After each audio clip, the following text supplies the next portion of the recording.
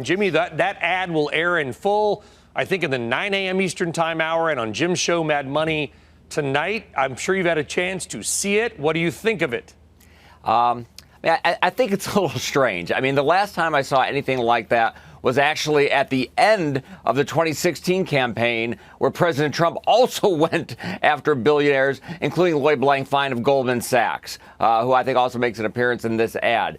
So since Elizabeth Warren really started talking about that wealth tax, especially as a way to pay for Medicare, you've actually seen the Democratic field begin to enlarge, which shows that not only are there a lot of billionaires uncomfortable with that approach, but there's also a lot of people in the Democratic Party who aren't sure this is necessarily a smart way to win votes next fall. Yeah, and I get it. I understand what she's trying to do. I just wonder if the American public, all those people out there watching across this great nation, if they really care that much about billionaires. Maybe they do. I don't know. I'm not saying they don't, but I just wonder if this is a little bit of a narrow focus. Well, listen, these folks aren't oligarchs. They didn't get this way because the state gave them their fortunes. One of the people Elizabeth Warren seems to have a problem with is Joe Ricketts, who started his business in Nebraska with about 13 grand in borrowed money. Now, is that the kind of story that most Americans find sort of offensive, that kind of entrepreneurial wealth?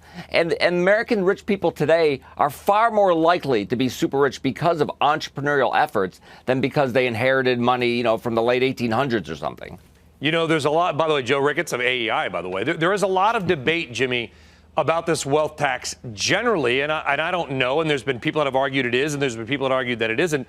One thing we're not talking about is whether or not this wealth tax is even constitutional under the Fifth Amendment.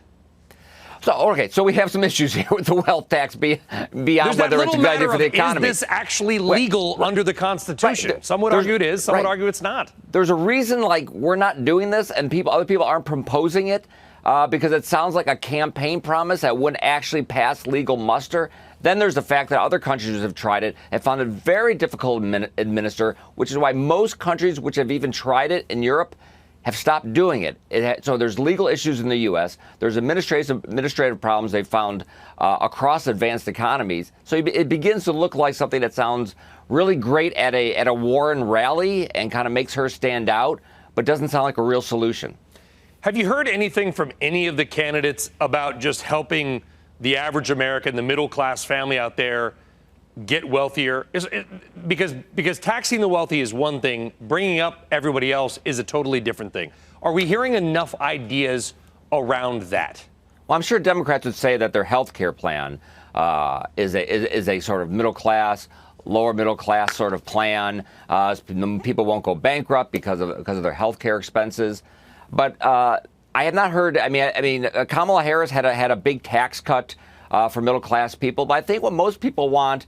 Tax cuts are great, but I think they would like an economy maybe that was growing faster, that more productive, and so wages would go up faster. That would be a great way to raise wealth, and very little about making the economy grow faster. And I hear you. And listen, healthcare is something that's ravaged tens or hundreds of millions of families in this country, and the healthcare system arguably is broken.